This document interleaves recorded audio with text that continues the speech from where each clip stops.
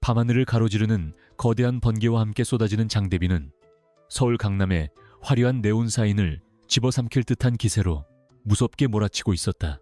검은색 고급 세단 뒷좌석에 앉아 차창 밖을 무심하게 바라보던 강진혁은 미간을 찌푸리며 비서가 건네준 두꺼운 서류 뭉치를 옆으로 밀어내고는 길고 깊은 한숨을 내쉬었다. 그가 이끄는 KJ그룹의 후계자 자리를 더욱 굳건히 하기 위해 할아버지는 경쟁기업의 오만한 딸과의 정략 결혼을 강요하며 그를 벼랑 끝으로 거칠게 몰아넣고 있었던 것이다. 차가운 빗줄기가 차창을 타고 구슬프게 흘러내리는 모습이 마치 자신의 묶인 운명을 조롱하는 것 같아 기분이 몹시 불쾌해진 그는 운전석을 향해 평소보다 더 차갑고 단호한 목소리로 속도를 높이라고 낮게 명령했다. 어둠이 짙게 깔린 외곽 도로에 진입했을 때 갑자기 차가 급브레이크를 밟으며 비명 같은 마찰음을 내며 멈춰섰고 강진혁의 몸은 앞으로 크게 쏠렸다. 당황한 운전기사가 떨리는 목소리로 누군가 길 위로 뛰어들었다고 보고하자 그는 짜증 섞인 눈빛으로 차문을 열고 빗속으로 성큼성큼 걸어나갔다. 헤드라이트 불빛이 비치는 아스팔트 위에는 하얀 원피스를 입은 한 여자가 빗물과 진흙, 범벅이 된 채 떨고 있었는데 그녀의 눈동자는 공포에 질려 초점이 흐릿했다. 멀리서 그녀를 쫓는 듯한 남성들의 거친 고함과 발소리가 빗소리를 뚫고 들려오기 시작하자 강진혁은 본능적으로 이 상황이 평범하지 않음을 직감하고 날카로운 눈빛으로 어둠, 속을 노려보며 여자에게 손을 내밀었다. 검은 정장을 입은 험악한 인상의 사내들이 거칠게 숨을 몰아쉬며 다가와 여자를 내놓으라고 협박했지만 강진혁은 눈 하나 깜짝하지 않고 그들을 압도하는 서늘한 기운을 내뿜었다. 그는 사내들의 옷차림과 행동 거지를 통해 그들이 단순한 불량배가 아닌 누군가의 사주를 받은 해결사임을 단번에 파악했고 자신의 신분을 밝히며 당장 물러나지 않으면 대가를 치를 것이라 경고했다. KJ그룹의 이름을 듣자마자 사내들의 얼굴에는 당혹감이 스쳤고 그들은 잠시 머뭇거리다가 어둠 속으로 도망치듯 사라졌으며 빗속에 남겨진 여자는 강진혁의 옷자락을 붙잡으며 살려달라고 나직하게 웅얼거렸다. 그녀의 목소리는 아이처럼 가늘고 떨렸으며 눈동자에는 지적 능력이 부족해 보이는 듯한 순진무구함과 깊은 슬픔이 동시에 서려 있어 강진혁의 기묘한 호기심을 자극했다. 강진혁은 젖은 몸을 떨고 있는 여자를 차 뒷좌석에 태우고 자신의 펜트하우스로 향하며 백미러를 통해 그녀의 일거수일투족을 조용히 관찰하기 시작했다. 여자는 차 안의 화려한 시설들이 신기한 듯 손가락으로 가죽 시트를 만지작거리며 입가에 멍한 미소를 지었고 때때로 알 수 없는 혼잣말을 중얼거리며 창밖을 바라보았다. 그는 이 여자가 단순히 길을 잃은 사람이 아니라 거대한 음모의 소용돌이에서 도망친 희생양일지도 모른다는 생각을 하며 그녀를 자신의 정략 결혼을 피할 방패로 삼기로 결심했다. 할아버지가 강요하는 완벽한 신부감 대신 정체를 알 수 없는 이 어수룩한 여자를 아내로 맞이한다면 집안의 간섭에서 벗어날 명분이 생길 것이라는 계산적인 생각이 그의 머릿속을 빠르게 스쳐 지나갔다. 강남 중심가에 위치한 초호화 펜트하우스에 도착하자 강진혁은 개인 비서에게 여자를 씻기고 깨끗한 옷으로 갈아입힌 뒤 의사를 불러 상태를 확인하라고 지시했다. 거실 소파에 앉아 독주를 들이켜며 창밖의 비구름을 바라보던 그는 잠시 후 비서로부터 여자가 자신의 이름조차 기억하지 못하며 지능이 다소 낮아 보인다는 보고를 들었다. 여자의 이름은 서연우라고 적힌 낡은 팔찌를 통해 겨우 확인할 수 있었지만 그녀는 그 이름에 반응하기보다 그저 방 안에 반짝이는 조명들을 보며 아이처럼 손뼉을 칠 뿐이었다. 강진혁은 그녀의 막지만 텅 빈 눈동자를 보며 묘한 연민과 함께 자신의 계획이 성공할 것이라는 확신을 얻었고 그녀를 세상에서 가장 완벽한 바보 신부로 만들 준비를 시작했다. 다음 날 아침 강진혁은 정갈하게 차려입은 서연우를 앞에 두고 그녀에게 앞으로 자신의 아내가 되어 이 집에서 살게 될 것이라고 무미건조한 목소리로 선언했다. 서연우는 그의 말을 알아듣는 것인지 모르는 것인지 고개를 갸우뚱거리며 그가 내민 화려한 다이아몬드 반지를 입으로 가져가 깨물어 보려다 그에게 제지당하고는 헤헤거리며 웃었다. 그녀의 돌발적인 행동에 당황한 비서들과 하인들은 수군거리기 시작했지만 강진혁은 차가운 눈빛으로 입을 막았고 이미 언론사 몇 곳에 자신의 결혼 소식을 흘리라고 지시한 상태였다. 그는 이제 곧 벌어질 상류사회의 파장과 할아버지의 분노를 예상하며 입가에 비릿한 미소를 지었으며 서연우는 아무것도 모른 채 그가 건넨 따뜻한 우유를 소중하게 두 손으로 감싸 쥐었다. 며칠 지나지 않아 대한민국 최고의 재벌가인 KJ그룹의 후계자가 정체불명의 여인과 결혼한다는 소식은 모든 일간지의 헤드라인을 장식하며 온 나라를 발칵 뒤집어 놓았다. 강진혁의 할아버지는 노발대발하며 그를 본가로 불러들였고 그 자리에서 서연우의 존재를 부정하며 당장 이 말도 안 되는 연극을 끝내라고 지팡이를 내리치며 호통을 쳤다. 그러나 강진혁은 이미 서연우와의 혼인신고를 마쳤음을 당당히 밝히며 그녀가 비록 부족해 보일지 몰라도 자신이 선택한 유일한 여자임을 강조하며 가문의 전통보다 자신의 의지가 우선임을 천명했다. 문 밖에서 이 광경을 지켜보던 서연우는 커다란 사탕을 입에 문 채 천진난만한 표정으로 거대한 저택의 복도를 뛰어다녔고 그 모습은 엄숙한 재벌가 사람들에게 큰 충격과 모멸감을 선사했다. 본가에서 돌아온 후 강진혁은 서연우를 방으로 불러 그녀에게 앞으로 많은 사람이 너를 괴롭히고 비웃을 것이지만 절대로 울거나 도망치지 말고 내 옆에만 있으라고 당부했다. 서연우는 그의 진지한 표정을 빤히 바라보다가 갑자기 그의 차가운 손을 잡아 자신의 따뜻한 뺨에 가져다 대며 따뜻하다는 짧은 한마디와 함께 해맑은 미소를 지어 보였다. 순간적으로 가슴속 깊은 곳에서 정체 모를 떨림을 느낀 강진혁은 황급히 손을 떼며 그녀를 방에서 나가게 했지만 그녀가 남긴 온기는 좀처럼 가시지 않고 그의 마음속에 머물렀다. 그는 그녀가 정말 바보인 것인지 아니면 세상을 가장 순수하게 바라보는 천재인 것인지 혼란스러워하며 서연우의 정체에 대해 더 깊이 조사하라는 비밀스러운 명령을 보안팀에 내렸다. 그날 밤 서연우는 모두가 잠든 깊은 새벽에 몰래 침대에서 일어나 거실로 나와 창밖의 화려한 도시, 야경을 한참 동안이나 고요한 눈빛으로 응시하며 생각에 잠겼다.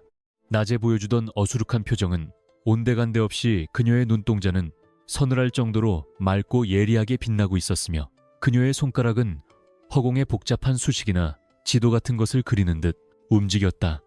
그녀는 강진혁의 서재, 책상 위에 놓인 기업 분석 보고서를 잠시 훑어보더니 입가에 아주 희미한 미소를 띄우고는 다시 자신의 방으로 돌아가 침대에 눕자마자 깊은 잠에 빠졌다. 강진혁이 설치해둔 폐쇄회로 카메라에는 그녀가 거실로 나온 모습만 찍혔을 뿐 그녀의 기묘한 행동이나 변화된 눈빛까지는 포착되지 않았기에 그의 의심은 여전히 제자리를 맴돌고 있었다. 상류층 사격회에서는 벌써 서연우를 조롱하는 모임이 결성되었고 강진혁의 정적들은 이 기회를 틈타 그의 명예를 실추시키고 경영권을 빼앗으려는 치밀한 음모를 꾸미기 시작했다. 특히 강진혁과 파혼당한 격양된 감정의 한지수 영애는 서연우를 공식 석상에서 망신 주기로 결심하고 조만간 열릴 대규모 자선 파티에 그녀를 반드시 데려오라고 강진혁을 압박했다. 강진혁은 위험한 자리가 될 것임을 알면서도 정면 돌파를 선택했고 서연우에게 세상에서 가장 화려하고 아름다운 드레스를 맞춤 제작해주며 그녀를 최고의 신부로 꾸미기 시작했다. 서연우는 드레스 피팅 도중에도 거울 속 자신의 모습이 낯선 듯 연신 거울을 만져대며 아이처럼 웃었지만 그녀의 머릿속에서는 이미 그 파티장에서 벌어질 모든 상황에 대한 계산이 끝난 상태였다. 운명의 파티. 전날 밤 강진혁은 혼자 서재에서 와인을 마시며 서연우가 겪게 될 수모와 자신이 감당해야 할 뒷감당에 대해 고민하다가 문득 서연우의 방을 찾아가 문틈으로 그녀를 훔쳐보았다. 그녀는 바닥에 앉아 알 수 없는 그림들을 잔뜩 그려놓고 있었는데 그 그림들은 언뜻 보기엔 낙서 같았지만 자세히 보면 정교한 대칭과 구조를 갖춘 기하학적 문양들로 가득했다. 그는 무언가에 홀린 듯 방 안으로 들어가려다 멈춰섰고 서연우가 고개를 들어 그를 보며 진혁 씨라고 자신의 이름을 처음으로 정확하게 부르자 심장이 맞는 듯한 충격을 받았다. 하지만 이내 그녀는 다시 평소의 멍한 표정으로 돌아가 배고파요 라고 말하며 배를 어루만졌고, 강진혁은 자신이 환청을 들은 것이라 생각하며 씁쓸하게 돌아서서 방을 나갔다. 다음 날 저녁, 드디어 화려한 조명이 빛나는 자선 파티장의 문이 열리고 수많은 카메라 플래시와 사람들의 시선이 집중된 가운데 강진혁과 서연우가 레드카펫 위를 당당하게 걷기 시작했다. 사람들은 서연우의 눈부신 미모에 잠시 감탄했지만 이내 그녀가 초점이 흐린 눈으로 주변을 두리번거리며 엉뚱한 행동을 하자 비웃음과 멸시가 섞인 속삭임을 쏟아내기 시작했다. 한지수를 비롯한 사교계의 악녀들은 서연우에게 다가가 우아한 말투로 가시돋친 농담을 던지며 그녀를 궁지로 몰아넣으려 했지만 강진혁은 그녀의 허리를 감싸 안으며 철저하게 보호했다. 그러나 서연우는 오히려 그들의 조롱 섞인 시선을 즐기는 듯한 미묘한 분위기를 풍기며 파티장의 중심부를 향해 천천히 발을 내디뎠고, 그 모습은 폭풍 전야의 정적처럼 기묘한 긴장감을 자아냈다. 파티가 끝난 후 상류층 사교계는 강진혁의 아내가 된 서연우의 존재로 인해 연일 뜨거운 논란의 중심에 섰으며 사람들은 그녀의 부족한 지능과 돌발 행동들을 안골거리 삼아 비아냥거리는 말들을 멈추지 않았다. 그들은 대한민국 최고의 재벌가인 KJ그룹의 안방마님 자리에 어울리지 않는 여자가 들어왔다는 사실에 분개하면서도 한편으로는 완벽해 보였던 강진혁의 치명적인 약점을 발견했다는 사실에 묘한 쾌감을 느끼며 뒷조사를 이어갔다. 강진혁은 이런 외부의 시선을 철저히 무시한 채 서연우를 저택 깊숙한 곳에 머물게 하며 그녀를 둘러싼 거대한 보호막을 쳤지만 그 안에서도 서연우를 향한 보이지 않는 공격은 끊임없이 이어지고 있었다. 강진혁의 계모인 한소희에는 자신의 친아들을 그룹의 후계자로 세우려는 야욕을 가진 인물로 갑자기 나타난 서연우를 눈엣가시처럼 여기며 그녀를 집안에서 몰아내기 위해 수단과 방법을 가리지 않고 악랄한 괴롭힘을 시작했다. 그녀는 매일 아침 서연우를 거실로 불러내어 혹독한 가문 예절을 가르친다는 핑계로 무릎을 꿇게 하거나 차가운 얼음물을 바닥에 뿌려놓고 그 위를 걷게 하는 등 인간적으로 참기 힘든 모욕을 주었다. 하지만 서연우는 무릎이 빨갛게 부어오르고 발이 시려오는 고통 속에서도 그저 멍청한 표정으로 한소희를 바라보며 어머니 참 시원해요 라고 천진난만하게 말하여 한소희의 혈압을 급격히 올리는 기묘한 재주를 부렸다. 저택의 하인들조차 한소희의 눈치를 보며 서연우를 무시하기 일쑤였으며 그녀에게 차갑게 식은 밥을 내어주거나 청소가 전혀 되지 않은 먼지 가득한 방에 방치하는 등 은밀하고도 치졸한 따돌림을 조직적으로 자행하며 그녀를 투명인간 취급했다. 서연우는 이런 비참한 대우를 받으면서도 화를 내거나 울기는커녕 오히려 하인들이 흘린 쓰레기를 줍거나 망가진 정원의 꽃들을 정성스럽게 돌보는 등 이해할 수 없는 행동을 반복하며 그들의 경계심을 서서히 무너뜨려갔다.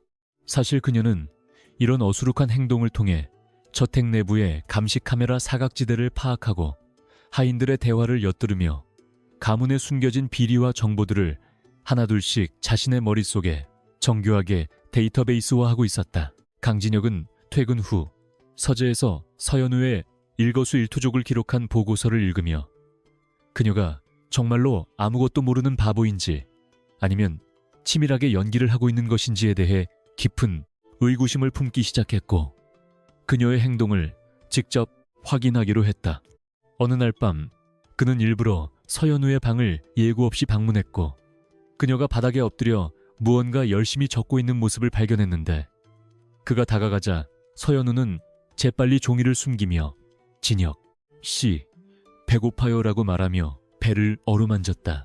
그는 그녀가 숨긴 종이를 빼앗아 확인했으나 거기에는 초등학생보다 못한 삐뚤빼뚤한 그림들과 알 수 없는 낙서들만 가득하여 그는 자신의 의심이 지나쳤던 것인지 자문하며 묘한 허탈감에 빠져들었다. 하지만 강진혁은 포기하지 않고 그녀의 방에 고성능 도청 장치를 설치하여 그녀가 혼자 있을 때 어떤 소리를 내는지 확인하려 했으나 들려오는 것은 오직 그녀가 흥얼거리는 정체불명의 콧노래와 인형들과 대화하는 아이 같은 목소리뿐이었다. 서연우는 도청장치의 위치를 이미 정확히 파악하고 있었으며 그녀는 오히려 장치가 설치된 곳을 향해 방긋 웃어 보이거나 사탕 껍질을 까는 소리를 극대화하여 들려주는 등 강진혁의 신경을 긁는 고도의 심리전을 펼치고 있었다. 그녀는 강진혁이 자신을 의심하고 있음을 역이용하여 그가 자신에게 더 깊이 몰입하게 만들었으며 이는 나중에 그를 자신의 가장 강력한 아군으로 만들기 위한 철저한 계산된 행동이었다. 어느 날 저택에 중요한 손님들이 방문했을 때 한소희는 서연우에게 아주 비싼 고려청자 화병을 닦으라고 시켰고 일부러 하인을 시켜 그녀의 발을 걸어 화병을 깨뜨리게 만들려는 비열한 함정을 파서 그녀를 궁지에 몰아넣으려 했다. 서연우는 하인의 발에 걸려 넘어지는 순간 놀라운 반사신경으로 화병을 품에 안은 채 부드럽게 바닥을 굴러 화병을 안전하게 보호했으며 그 광경을 지켜보던 사람들은 그녀의 몸놀림이 우연치고는 너무나 민첩하다는 사실에 경악했다. 서연우는 바닥에 주저앉아 아야 아야 하며 울먹이는 척을 했지만 그녀의 눈동자는 아주 찰나의 순간 한소희를 향해 서늘한 조소를 날렸고 이를 목격한 강진혁은 전율에 가까운 충격을 받았다. 강진혁은 그날 이후 서연우를 단순히 이용 가치가 있는 도구가 아닌 경계해야 할 대상이자 동시에 거부할 수 없는 매력을 지닌 수수께끼 같은 존재로 인식하게 되었으며 그녀를 둘러싼 비밀의 실체를 밝히기 위해 더욱 집요하게 파고들었다. 그는 보안팀의 반대에도 불구하고 서연우의 과거 행적을 추적하기 위해 해외 정보원까지 동원했고 그 과정에서 그녀가 한때 세계적인 수학 올림피아드에서 만점을 받았던 천재, 소녀였다는 믿기 힘든 첩보를 입수하게 되었다. 하지만 그 기록은 마치 누군가에 의해 의도적으로 삭제된 것처럼 파편화되어 있었고 강진혁은 그녀가 왜 자신의 천재성을 숨기고 바보의 가면을 쓴 채 살아가고 있는지에 대해 극심한 의문과 호기심을 느꼈다. 서연우는 밤마다 저택의 서재에 몰래 잠입하여 강진혁이 검토하던 사업 기획서들의 오류를 아주 미세하게 수정해 놓거나 복잡한 재무제표의 허점을 찾아내어 포스트잇의 기호로 표시해두는 등 그가 눈치채지 못할 만큼만 도움을 주었다. 강진혁은 다음날 아침 서류를 확인하며 어제는 보이지 않던 해결책이 갑자기 떠오르는 신기한 경험을 반복했고 그 모든 우연의 중심에 서연우가 있다는 사실을 직감적으로 깨닫기 시작하면서 그녀에 대한 감정이 점차 변해갔다. 그는 더 이상 그녀를 멸시하거나 무시하지 않았으며 오히려 그녀를 보호하기 위해 한소희와 정면으로 대립하며 그녀의 방에 고급 식사를 직접 챙겨다 주는 등 다정한 남편의 모습을 연기하기 시작했다. 저택 내부의 권력 구도는 서서히 균열이 가기 시작했고 한소희는 서연우를 향한 강진혁의 태도가 심상치 않음을 느끼고 더욱 극단적인 선택을 하기 위해 외부의 세력과 결탁하여 서연우를 강제로 정신병원에 가두려는 음모를 꾸몄다. 그녀는 서연우의 행동이 자해 위험이 있다는 허위 진단서를 조작하여 사설 구급차를 저택으로 불러들였으며 강진혁이 회의로 자리를 비운 틈을 타 서연우를 강제로 끌고 나가려 시도하며 저택을 아수라장으로 만들었다. 하인들이 그녀를 거칠게 붙잡으려 하자 서연우는 겁에 질린 표정으로 구석에 몰렸으나 그녀의 손가락은 이미 휴대폰의 특정 번호를 눌러 강진혁에게 상황을 실시간으로 전송하고 있는 상태였다. 강진혁은 회의 도중 서연우의 긴급 신호를 받고 모든 일정을 취소한 채 저택으로 미친 듯이 차를 몰았으며 그가 현장에 도착했을 때 서연우는 한소희의 발밑에 엎드려 살려달라고 빌고 있는 처참한 모습으로 그를 맞이했다. 강진혁은 분노로 이성을 잃고 한소희를 향해 당장 이 미친 짓을 그만두지 않으면 당신의 친아들이 저지른 횡령 증거를 검찰에 넘기겠다고 협박하며 서연우를 품에 안아 올렸고 그 차가운 선언에 한소희는 얼굴이 하얗게 질렸다. 서연우는 그의 가슴에 얼굴을 묻은 채 작게 흐느꼈지만 그녀의 입가에는 드디어 강진혁이 자신의 완전한 방패가 되었다는 안도감과 승리자의 미소가 아주 희미하게 번져나가고 있었다. 사건이 일단락된 후 강진혁은 서연우를 침실에 눕히고 그녀의 젖은 머리카락을 넘겨주며 도대체 너의 정체가 무엇이냐고 낮게 읊조렸으나 서연우는 그저 자는 척을 하며 그의 손길이 주는 따뜻한 온기를 온몸으로 느끼고 있었다. 그녀는 이제 더 이상 숨어 지낼 때가 아니라는 사실을 깨달았으며 강진혁이라는 강력한 발판을 얻은 이상 자신을 나락으로 밀어넣었던 그들에게 잔혹한 복수를 시작할 시간이 다가왔음을 직감하며 눈을 감았다. 화려한 샹들리에 불빛 아래 누워있는 그녀의 모습은 영락없는 약한 소녀였지만 그녀의 내면에서는 이미 거대한 폭풍이 몰아치고 있었으며 그 폭풍은 조만간 대한민국 상류층 전체를 집어삼킬 준비를 마쳤다. 다음날 아침부터 서연우는 마치 다른 사람이 된 것처럼 행동하기 시작했는데 그녀는 더 이상 한소희의 부름에 응하지 않았으며 오히려 주방으로 내려가 자신이 직접 요리를 하겠다고 선언하며 하인들을 당혹스럽게 만들었다. 그녀가 만든 음식은 평범한 가정식이 아닌 최고급 레스토랑에서나 볼 법한 예술적인 요리들이었으며 이를 맛본 강진혁은 그녀가 가진 재능의 깊이가 어디까지인지 도저히 가늠할 수 없다는 사실에 다시 한번 깊은 감탄을 금치 못했다. 서연우는 앞치마를 두른 채 진혁 씨 맛있어요? 라고 묻는 순진한 목소리 뒤로 자신의 계획이 다음 단계로 진입했음을 알리는 신호를 보냈고 저택의 공기는 이전과는 전혀 다른 긴장감으로 가득 찼다. 대한민국 경제의 심장부라 불리는 KJ그룹은 창사 이래 최대의 경영 위기를 맞이하고 있었으며 믿었던 핵심 주주들의 연이은 배신과 해외 사모펀드의 공격적인 적대적 인수합병 시도로 인해 그룹의 근간이 흔들리고 있었다. 강진혁은 며칠째 집무실에서 밤을 지새우며 방대한 양의 재무제표와 법률 검토 서류들을 분석했지만 이미 치밀하게 설계된 적들의 함정은 그가 빠져나갈 틈을 주지 않고 숨통을 조여왔다. 그는 자신의 무력함에 분노하며 책상 위의 서류들을 거칠게 밀쳐냈고 차가운 도시의 야경을 바라보며 이 거대한 음모를 타개할 수 있는 유일한 해결책이 무엇인지 고뇌에 빠졌다. 집으로 돌아온 강진혁은 여전히 가시지 않는 긴장감과 피로감에 짓눌려 서재 소파에 몸을 깊숙이 파묻었으며 그때 열린 문틈 사이로 서연우가 쟁반에 따뜻한 코코아를 들고 조심스럽게 들어와 그를 빤히 바라보았다. 서연우는 그가 힘들어하는 모습을 보자 입술을 삐죽거리며 진혁씨 아프지 마요 라고 말하며 그의 이마에 자신의 차가운 손을 얹어 열을 재는 시호들 하더니 책상 위에 놓인 복잡한 차트들을 호기심 가득한 눈으로 훑어보았다.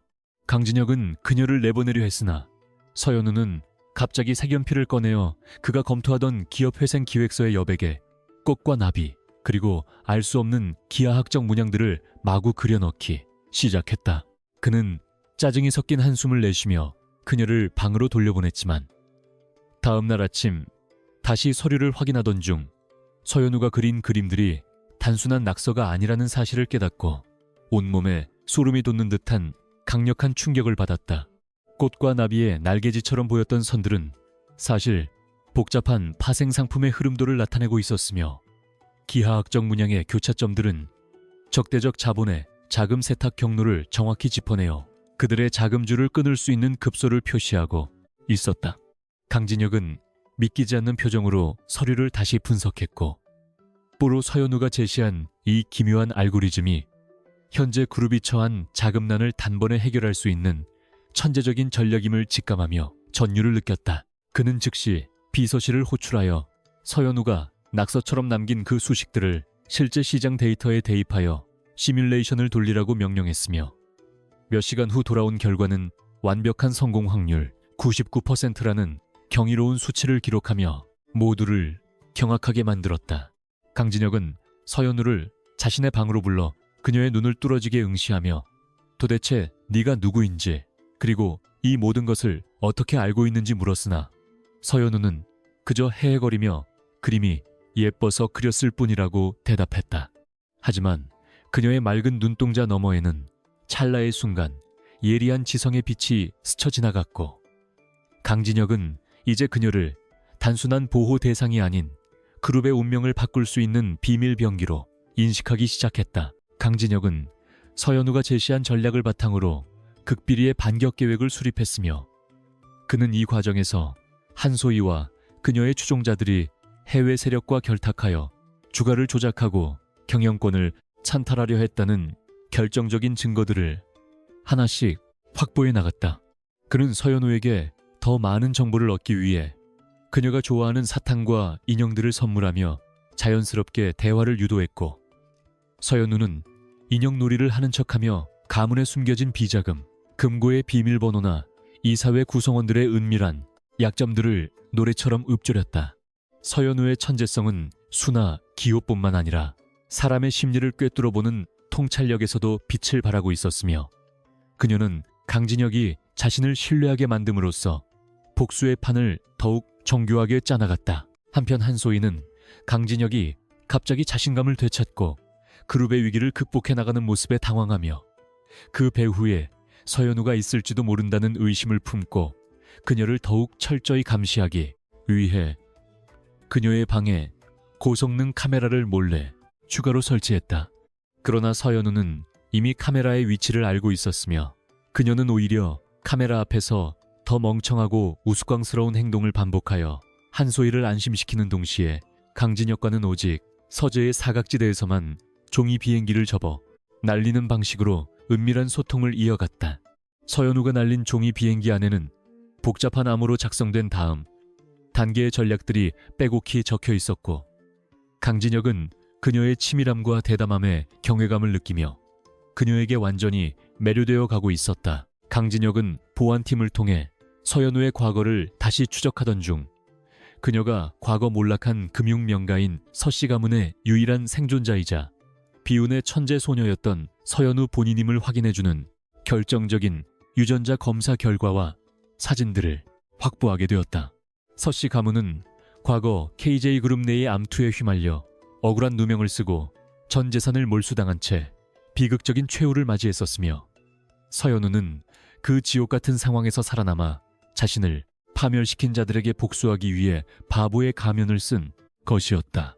강진혁은 그녀가 겪었을 고통과 고독을 생각하며 가슴 한구석이 아려오는 통증을 느꼈고, 이제 그녀의 복수는 곧 자신의 복수가 되었음을 다짐하며 그녀를 지키기 위해 자신의 모든 것을 걸기로 결심했다. 전략적 반격이 시작되자 KJ그룹의 주가는 기적적으로 반등하기 시작했고, 강진혁은 서연우가 알려준 정보를 바탕으로 배신자 주주들을 한 명씩 소환하여 그들의 목줄을 죄며 자신의 편으로 돌아서게 하거나 영원히 사교계에서 매장시키는 과감한 행보를 보였다. 이 과정에서 서연우는 강진혁의 곁에서 마치 행운의 마스코트처럼 행동하며 이사회 회의장 밖에서 나비를 쫓아다니는 척했지만, 사실은 도청기를 통해 안에서 벌어지는 대화 내용을 실시간으로 분석하여 강진혁에게 스마트워치로 피드백을 보내고 있었다. 적들은 강진혁의 뒤에 거대한 두뇌가 있음을 직감했지만 그것이 그들이 무시했던 바보 아내일 것이라고는 꿈에도 상상하지 못했기에 그들의 패배는 이미 예견된 수순이나 다름없었다. 승기를 잡은 강진혁은 한소희를 향해 최후의 경고를 날렸으며 그녀가 관리하던 비자금 채널을 모두 동결시킴으로써 그녀를 경제적으로 고립시켰고, 그녀의 친아들이 연루된 도박, 스캔들을 언론에 터뜨려 가문 내에서의 입지를 완전히 박살냈다. 절망에 빠진 한소희는 마지막 수단으로 서연우를 납치하여 강진혁을 협박하려 했으나 서연우는 이미 그들의 움직임을 예상하고 자신의 몸에 위치 추적 장치를 심어둔 채 일부러 그들의 함정에 스스로 걸어 들어가는 대담함을 보였다. 납치된 지하실에서 서연우는 자신을 비웃는 한소희를 향해 처음으로 가면을 벗고 차가운 눈빛을 드러내며 당신이 우리 부모님에게 했던 짓을 똑같이 돌려주겠다고 나직하지만 서늘한 목소리로 선언했다. 한소희는 서연우의 갑작스러운 변화에 경악하며 비명을 질렀으나 그때 강진혁이 이끄는 보안팀이 현장을 급습하여 그녀를 제압했고, 서연우는 강진혁의 품에 안기자마자 다시 원래의 순진한 눈동자로 돌아가 무서웠어요 라고 말하며 눈물을 흘렸다. 강진혁은 그녀의 연기가 완벽함을 알면서도 그녀를 꽉 껴안으며 다시는 이런 위험한 일을 혼자 하게 두지 않겠다고 약속했고, 두 사람 사이에는 단순한 계약 이상의 깊은 신뢰와 애정이 싹트기 시작했다. 이번 사건으로 강진혁은 그룹 내 실권을 완전히 장악했으며, 서연우는 보이지 않는 실세로서 가문의 질서를 재편하는 데 결정적인 기여를 하여 두 사람의 결속력은 그 누구도 끊을 수 없는 견고한 성벽처럼 단단해졌다. 사건이 정리된 후 서연우는 다시 저택의 정원에서 평화롭게 꽃을 심고 있었지만, 그녀의 머릿속에서는 이미 상류 사회 전체를 뒤흔들 거대한 계획의 다음 단계인 자선 파티에서의 정식 데뷔가 치밀하게 구상되고 있었다. 그녀는 자신을 비웃었던 수많은 귀부인과 영예들의 얼굴을 하나하나 떠올리며 그들이 자신 앞에 무릎 꿇게 될 순간을 상상했고, 강진혁은 그런 그녀의 뒷모습을 보며 이제는 자신이 그녀의 가장 충실한 기사가 되어줄 것임을 맹세했다. 정원의 장미들이 붉게 피어나는 가운데 서연우의 눈빛은 그 어느 때보다 날카롭게 빛나고 있었으며, 이는 곧 다가올 화려한 축제가 단순한 파티가 아닌 그녀의 장엄한 귀환식이 될 것임을 암시하고 있었다. 강진혁은 서연우에게 이번 파티에서 네가 가진 모든 재능을 세상에 보여주어도 좋다고 허락했으며, 그녀를 위해 세계 최고의 디자이너와 보석 세공사를 불러 파티 준비에 박차를 가했고, 서연우는 그 과정조차 하나의 즐거운 게임처럼 즐기며 완벽하게 준비했다. 그녀는 거울 앞에 서서 자신의 얼굴을 어루만지며 이제 바보 서연우는 죽고 진정한 서연우가 다시 태어날 시간임을 스스로에게 되새겼고, 그 무거운 침묵 속에서 느껴지는 긴장감은 저택 전체를 압도하며 다가올 고요한 폭풍을 예고했다. 모든 준비가 끝난 파티 당일 아침, 서연우는 평소보다 더 밝은 미소로 강진혁을 배웅했지만, 그녀의 손에는 이미 적들의 심장을 꿰뚫을 날카로운 진실의 칼날이 쥐어져 있었으며, 칼날은 파티장의 조명 아래서 눈부시게 빛날 준비를 마쳤다. 대한민국 최정상급 명사들이 집결한 그랜드 하얏트 호텔의 대연 회장은 화려한 샹들리에 불빛 아래에서 숨막히는 긴장감과 오만함이 교차하는 거대한 전장과도 같았으며, 그곳을 가득 채운 사람들은 겉으로는 우아한 미소를 짓고 있었으나 눈동자 속에는 타인의 불행을 갈구하는 잔인한 호기심을 숨기고 있었다. 강진혁은 맞춤 제작된 검은색 턱시도를 완벽하게 소화하며 행사장 입구에 나타났고, 그의 곁에는 순백의 실크 드레스를 입은 서연우가 마치 길을 잃은 어린아이처럼 그의 팔을 꼭 붙잡은 채 잔뜩 긴장한 표정으로 주변을 두리번거리며 한 걸음씩 내디뎠다. 그녀의 목을 감싼 수십억 가치의 다이아몬드 목걸이는 눈부시게 빛났지만, 사람들의 시선은 보석보다 그녀의 멍한 표정과 어수룩한 걸음걸이에 집중되며 은밀한 비웃음을 담아내고 있었다. 연 회장 중앙으로 들어서자마자 강진혁과 파혼당한 한지수가 이끄는 상류층 영예들의 무리가 먹잇감을 발견한 하이에나처럼 다가와 가시돋친 인사를 건넸으며, 그녀들은 서연우의 드레스 자락을 은근슬쩍 밟거나 부채로 얼굴을 가린 채 들으라는 듯이 천박한 바보 신부라며 조롱 섞인 속삭임을 쏟아냈다.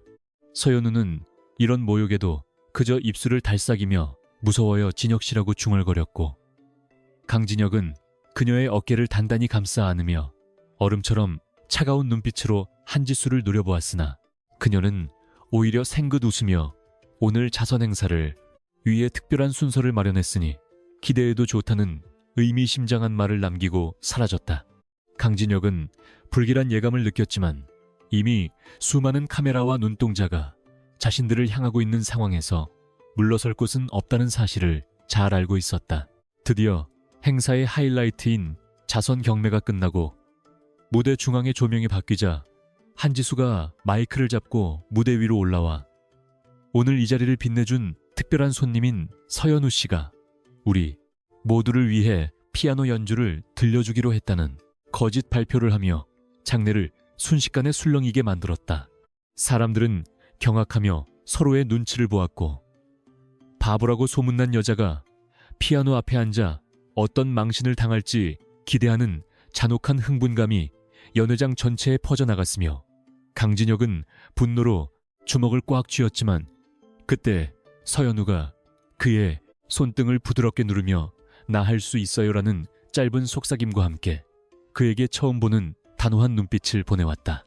그녀는 마치 무언가에 홀린 듯 천천히 무대 위로 걸어 올라갔고 그 모습은 도살장으로 끌려가는 희생양처럼 보였기에 관객석에서는 비웃음이 터져나왔다. 무대 중앙에 놓인 검은색 그랜드 피아노 앞에 앉은 서연우는 한참 동안 건반 위에 손을 올린 채 움직이지 않았으며 사람들은 역시나 아무것도 못한다며 혀를 찾고 한지수는 승리자의 미소를 지으며 그녀를 무대 아래로 끌어내릴 타이밍을 재고 있었다. 그러나 정적이 흐르던 순간 서연우의 눈빛이 순식간에 서늘하게 변하며 그녀의 가느다란 손가락이 건반 위를 내리치는 순간 연회장에는 리스티에라 캄파넬라의 고난도 선율이 천둥소리처럼 울려 퍼지기 시작했다.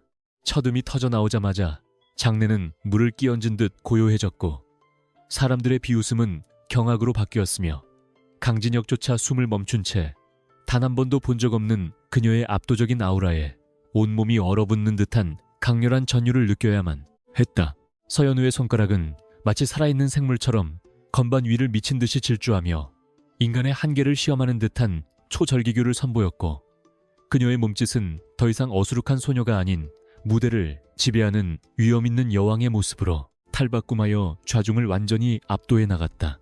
음악은 때로는 폭풍처럼 격렬하게 몰아치다가도 때로는 심장을 파고드는 애절한 선율로 변주되었으며 연회장의 모든 이들은 그녀가 만들어내는 소리의 마법에 걸린 듯 미동도 하지 못한 채 무대 위의 작은 거인을 경외 어린 눈빛으로 바라볼 수밖에 없었다. 그녀가 연주하는 음표 하나하나에는 그동안 숨겨왔던 고독과 분노, 그리고 자신을 멸시했던 세상을 향한 서늘한 경고가 담겨 있었기에 듣는 이들의 영혼을 사정없이 흔들어 놓았다. 연주가 절정에 달하자 서연우의 이마에는 송골송골 땀방울이 맺혔지만 그녀의 표정은 그 어느 때보다 맑고 정교하게 빛나고 있었으며 그녀는 피아노와 하나가 된 듯한 모라일체의 경지에서 복잡한 수식과도 같은 선율들을 완벽하게 풀어내며 완벽한 조화를 만들어냈다. 한지수는 자신의 계획이 처참하게 빗나갔음을 직감하고 얼굴이 하얗게 질린 채 뒷걸음질 쳤고 그녀의 추종자들 역시 입을 벌린 채 아무런 말도 하지 못한 채 부르르 떨며 서연우의 압도적인 재능 앞에 무릎 꿇는 기분을 느껴야 했다. 마지막 건반의 잔향이 허공으로 흩어지며 연주가 끝나자 연회장에는 기묘할 정도의 정막이 흘렀고 서연우는 다시 예전의 멍한 표정으로 돌아와 관객들을 향해 수줍게 고개를 숙여 인사했다. 잠시 후 터져나온 박수갈채는 연회장이 떠나갈 듯 우렁찼으며 사람들은 누가 먼저라 할 것도 없이 기립하여 이 기적같은 연주를 보여준 천재 소녀에게 찬사를 보냈고 강진혁은 떨리는 가슴을 진정시키며 무대 위로 올라가 서연우의 손을 잡아 이끌었다. 그는 그녀의 손이 차갑게 식어 있음을 느끼며 그녀가 이 짧은 순간을 위해 얼마나 많은 것을 감내하고 준비해 왔을지 짐작조차 할 수 없다는 사실에 깊은 자책과 동시에 뜨거운 애정을 느꼈다. 서연우는 사람들의 박수 소리에 놀란 듯 강진혁의 뒤로 숨으며 진혁씨, 나 잘했나요? 라고 물었지만 그녀의 입가에는 아주 미세하고도 날카로운 미소가 번져 있었으며 그것은 이제부터 시작될 복수의 서막을 알리는 승전보와도 같았다. 파티장의 분위기는 완전히 반전되어 이제 모든 대화의 주제는 서연우의 경이로운 피아노 실력으로 옮겨갔고 그동안 그녀를 무시했던 귀부인들은 앞다투어 다가와 그녀에게 말을 걸며 환심을 사려 애썼으나 강진혁은 그들의 접근을 철저히 차단하며 서연우를 데리고 연회장을 빠져나왔다. 호텔 복도를 걸어 나오며 서연우는 강진혁의 팔에 머리를 기댄 채 이제 사람들이 나를 안 무서워하겠죠 라고 천진하게 말했지만 강진혁은 이제 전 세계가 그녀를 주목하게 될 것이며 그녀의 존재 자체가 상류사회의 거대한 위협이 될 것임을 확신했다. 그는 차에 올라타 서연우의 안전벨트를 매주며 오늘 네가 보여준 것은 단순한 연주가 아니라 이 썩어빠진 바닥을 뒤집어 엎는 혁명이었다고 나직하게 읊조리며 그녀의 이마에 짧게 입을 맞추었다. 집으로 돌아가는 차 안에서 서연우는 피곤한 듯 강진혁의 어깨에 기대어 잠이 들었으나 그녀의 손가락은 꿈속에서도 여전히 건반을 누르는 듯 미세하게 움직이고 있었고 강진혁은 그런 그녀를 내려다보며 그녀의 진실이 무엇이든 끝까지 지켜주겠다고 다짐했다. 오늘 밤의 사건은 내일 아침이면 모든 언론을 장식하며 KJ그룹의 주가를 폭등시킬 것이고 동시에 그녀를 제거하려던 적들에게는 공포의 시작이 될 것이 분명했기에 그는 더욱 고삐를 죄어야 한다는 사실을 깨달았다. 한편 저택에 혼자 남겨져 소식을 전해들은 한소희는 분노로 화장대의 화장품들을 모조리 쓸어버리며 서연우의 정체를 반드시 밝혀내어 비참하게 매장시키겠다고 광기 어린 눈으로 다짐하며 누군가에게 은밀한 전화를 걸었다. 다음 날 아침 예상대로 서연우의 연주 영상은 소셜미디어를 통해 전 세계로 퍼져나갔으며 천재적인 재능을 숨긴 바보 아내라는 자극적인 제목으로 대중의 엄청난 지지와 응원을 받게 되었고 그녀는 하룻밤 사이에 상류층의 아이콘으로 급부상했다. 유명 음악대학의 교수들과 예술평론가들은 그녀의 연주가 기성 연주자들을 뛰어넘는 독보적인 해석력을 갖추고 있다며 극찬을 아끼지 않았고 이는 서연우를 가두려던 한소희와 적들의 입지를 더욱 좁게 만드는 강력한 무기가 되었다. 강진혁은 쏟아지는 인터뷰 요청과 협업 제안을 모두 거절하며 서연우를 철저히 베일에 쌓인 신비주의 전략으로 몰고 갔으며 이는 그녀에 대한 대중의 환상을 더욱 증폭시키며 그녀를 건드릴 수 없는 존재로 격상시켰다. 서연우는 거실 소파에 앉아 자신에 대한 기사들을 태블릿 PC로 확인하며 멍한 표정을 짓고 있었지만 그녀의 머릿속에서는 이미 한지수의 가문이 소유한 문화재단의 비리 장부를 어떻게 탈취할지에 대한 치밀한 해킹 시나리오가 가동되고 있었다. 그녀는 자신의 피아노 연주가 단순한 과시가 아닌 적들의 심리적 방어선을 무너뜨리기 위한 고도의 심리전이었음을 증명하듯 다음 목표를 향해 조용히 움직이기 시작했으며 강진혁은 그런 그녀의 의중을 읽어내고 필요한 장비들을 조용히 지원해 주었다. 두 사람의 공조는 이제 완벽한 파트너십으로 진화하고 있었으며 서연우가 그리는 복수의 지도는 상류 사회의 가장 어두운 구석구석을 향해 뻗어나가며 거대한 파멸의 그물을 짜기 시작했고 그 중심에는 여전히 순수한 미소를 지은 서연우가 서 있었다. 서연우는 정원으로 나가 꽃들에게 물을 주며 흥얼거리는 멜로디 속에 암호화된 좌표들을 심어 넣었고 강진혁은 서재 창가에서 그녀를 바라보며 이제 곧 벌어질 거대한 폭풍의 전조를 느꼈으며 그는 기꺼이 그 폭풍의 중심에 서서 그녀와 함께 춤을 출 준비를 마쳤다. 그녀가 보인 어제의 연주는 가면을 벗기 위한 첫 번째 관문에 불과했으므로 앞으로 그녀가 보여줄 진정한 지능과 전략은 대한민국 전체를 뒤흔들 만큼 강력하고 파괴적일 것이라는 사실을 그는 의심치 않았다. 정원의 장미보다 더 붉고 치명적인 서연우의 복수는 이제 막 꽃망울을 터뜨리기 시작했으며 그녀가 흘리는 가짜 눈물 뒤에 숨겨진 진실의 칼날은 적들의 심장을 향해 한치의 오차도 없이 다가가고 있었다. 이후 며칠 동안 서연우는 다시 예전의 어수룩한 모습으로 돌아가 저택의 하인들과 장난을 치며 시간을 보냈으나 그녀가 지나가는 자리마다 적들의 통신망은 마비되었고 그들의 비자금 계좌에서는 정체 모를 자금 유출이 발생하기 시작하는 기이한 일들이 벌어졌다. 강진혁은 모르는 척 그녀의 연극을 지켜보며 배후에서 그녀가 남긴 흔적들을 깔끔하게 지워주었고 두 사람은 말 한마디 나누지 않고도 서로의 의도를 완벽하게 이해하는 기묘하고도 강력한 유대감을 형성해 나갔다. 이제 세상은 서연우를 바보가 아닌 신비로운 천재로 추앙하기 시작했고 그녀를 향한 멸시는 경외감으로 바뀌었으며 이는 그녀가 의도했던 대로 복수의 판을 자신의 유리한 방향으로 완전히 돌려놓는 결정적인 계기가 되었다. 강진혁은 서재의 무거운 침묵 속에서 보안팀이 가져온 비밀 보고서를 한 장씩 넘기며 그 안에 담긴 서늘한 진실을 마주하고 있었다. 보고서에는 15년 전 대한민국 금융계를 뒤흔들었던 서씨 가문의 몰락 과정이 적나라하게 기록되어 있었으며 그 중심에는 현재 자신의 계모인 한소희와 라이벌 기업인 태성 그룹의 비열한 결탁이 자리하고 있었다.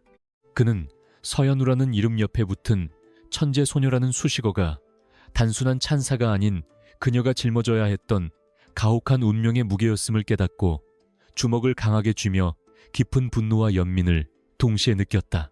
강진혁은 창밖에 짙은 어둠을 응시하며 이제 더 이상 그녀를 연극 속에 방치할 수 없다는 결론에 도달했고 그녀의 진짜 목소리를 듣기 위해 늦은 밤 서연우를 자신의 서재로 조용히 불러들였다. 서연우는 평소처럼 고민영을 품에 안은 채 어수룩한 걸음걸이로 서재에 들어와 진혁씨, 밤에 왜 불러요? 졸려요? 라고 말하며 눈을 비비는 신음을 했다. 강진혁은 그녀의 연기를 묵묵히 지켜보다가 책상 위에 서씨 가문의 문장이 새겨진 낡은 펜던트를 올려놓으며 이제 그만 가면을 벗어도 된다고 서연우라는 본명을 나직하고도 단호하게 불렀다.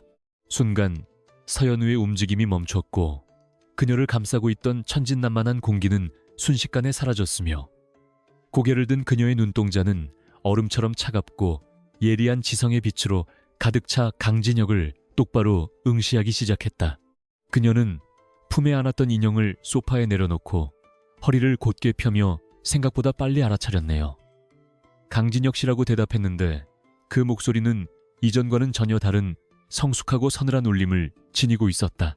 서연우는 소파에 우아하게 앉아 자신의 부모님이 어떻게 죽음을 맞이했는지 그리고 자신이 왜 바보의 탈을 쓰고 쓰레기 같은 상류층의 밑바닥에서 기회를 엿보아야 했는지 차분하게 설명하기 시작했다. 15년 전 한소희와 태성그룹은 서씨 가문의 기술력을 탐내어 조작된 횡령 혐의를 씌워 가문을 파산시켰고 그 과정에서 벌어진 의문의 교통사고로 그녀의 부모님은 현장에서 즉사했으며 홀로 살아남은 연우는 세상을 속여야만 살아남을 수 있었다고 고백했다. 그녀는 사고 직후 지능이 퇴행한 척 연기하며 친척들의 구박과 사회의 멸시를 견뎌냈고 그 시간 동안 자신을 파멸시킨 자들의 모든 동선을 파악하며 완벽한 복수를 위한 거대한 데이터베이스를 구축해왔음을 밝혔다. 강진혁은 그녀가 겪었을 지옥 같은 시간을 짐작하며 가슴 밑바닥에서 올라오는 뜨거운 통증을 느꼈고 동시에 이 가냘픈 여자가 혼자서 감당해온 복수의 무게가 얼마나 정교하고 치밀했는지에 대해 깊은 경외심을 갖게 되었다. 그는 서연우의 손을 잡으며 이제는 혼자가 아니며 자신이 너의 가장 강력한 검과 방패가 되어주겠다고 맹세했고 서연우는 그의 진심 어린 눈빛에 잠시 흔들리는 듯 했으나 이내 다시 차가운 이성을 되찾으며 협력의 조건을 제시했다. 그녀는 강진혁이 그룹의 실권을 잡는 것을 돕는 대신 자신은 부모님의 명예를 회복하고 한소희와 태성그룹을 사회적으로 완전히 매장하는 것을 도와달라고 요구했으며 두 사람은 피로 맺은 동맹보다 더 견고한 전략적 파트너십을 공식적으로 체결했다. 두 사람은 밤이 새도록 서재에서 향후 작전의 세부 사항을 논의했으며 서연우는 강진혁도 몰랐던 가문 내부의 은밀한 자금 흐름과 적들의 약점을 마치 체스판 위에 말들을 옮기듯 정확하게 짚어내어 강진혁을 다시 한번 경악하게 만들었다. 서연우는 단순한 금융천재를 넘어 인간의 욕망과 공포를 설계하는 고도의 심리 전략가였으며 그녀의 계획대로라면 한소희가 공들여 쌓아온 모래성은 단 한 번의 파도로 무너질 수 있는 위태로운 상태였다. 강진혁은 그녀의 명석한 두뇌에 감탄하면서도 그녀의 마음속에 자리 잡은 깊은 상처를 어떻게 치유해 줄 수 있을지 고민했고 그녀가 다시 세상 밖으로 나와 진정한 미소를 지을 수 있도록 자신이 모든 위험을 감수하겠다고 다음을 기약하며 그녀를 배웅했다. 다음 날부터 저택의 분위기는 묘하게 달라졌는데 겉보기에는 여전히 바보 신부와 냉혈한 남편의 모습이었지만 두 사람 사이에는 보이지 않는 신호와 암호가 긴밀하게 오가며 적들을 파멸시키기 위한 그물이 촘촘하게 짜이기 시작했다. 강진혁은 서연우가 요청한 특수 해킹 장비와 위성통신망을 서재 지하에 몰래 구축해 주었고, 서연우는 낮에는 마당에서 나비를 쫓는 척하며 싱제로는 적들의 통신 보안망을 하나씩 무력화시키는 고도의 사이버 공격을 감행했다. 한소희는 강진혁과 서연우의 사이가 급격히 가까워지는 것을 경계하며 감시를 강화했지만, 서연우의 완벽한 연기력과 강진혁의 철저한 은폐 작전 덕분에 그들의 비밀스러운 공조는 단 한치의 틈도 보이지 않은 채 순항을 이어갔다. 한편 태성그룹의 후계자이자 서연우의 부모를 죽음으로 몰아넣은 장본인 중 하나인 박태준은 최근 자신의 비자금 계좌에서 알 수 없는 자금이 유출되고 있다는 사실을 깨닫고 편집증적인 분노에 휩싸여 배우를 조사하기 시작했다. 그는 과거 서씨 가문의 생존자인 서연우를 떠올렸지만 그녀가 이미 바보가 되어 강진혁의 장난감으로 전락했다는 소문을 믿고 의심의 화살을 딴 곳으로 돌렸으며, 이는 서연우가 의도한 치밀한 기만, 전술의 승리였다. 서연우는 박태준이 조급하게 움직이도록 유도하기 위해 그의 최측근에게 익명의 제보를 보내 내부 분열을 조장했고, 강진혁은 이 기회를 틈타 태성그룹이 추진하던 핵심 국책, 사업의 입찰 정보를 빼내어 그들에게 치명적인 경제적 손실을 입히는 데 성공했다. 과거의 망령들은 이제 서서히 실체를 드러내며 한소희와 박태준의 숨통을 조여왔고, 그들은 자신들이 저지른 죄악이 부메랑이 되어 돌아오고 있음을 직감하면서도 그 주체가 누구인지 몰라 서로를 의심하며 자중질환에 빠지기 시작했다. 서연우는 거울 앞에서 자신의 얼굴을 어루만지며 이제 부모님의 원수를 갚을 날이 얼마 남지 않았음을 확신했고, 그녀의 눈동자에는 슬픔 대신 복수의 불꽃이 타오르고 있었으며, 그 불꽃은 차가운 이성과 결합하여 더욱 강력한 파괴력을 지니게 되었다. 강진혁은 그런 그녀의 곁을 지키며 그녀가 복수의 완성 이후에도 삶의 의미를 잃지 않도록 그녀에게 끊임없이 자신의 진심을 전했고, 서연우 역시 조금씩 마음의 문을 열며 그에게 인간적인 의지를 하기 시작하는 변화를 보였다. 두 사람의 연합은 상류 사회에 보이지 않는 권력 지도를 빠르게 재편해 나갔으며, 그 과정에서 서연우는 과거 자신의 아버지가 남겨둔 비밀 장부의 위치를 파악하기 위해 한소희의 개인 별장에 잠입하는 대담한 계획을 세웠다. 강진혁은 위험하다며 만류했지만 서연우는 가장 안전한 곳이 가장 위험한 법이라며 바보 연기를 활용해 별장 관리인들의 눈을 속이고 지하실 깊숙한 곳에 숨겨진 금고를 찾아내어 가문의 복원을 위한 결정적인 열쇠를 손에 넣었다.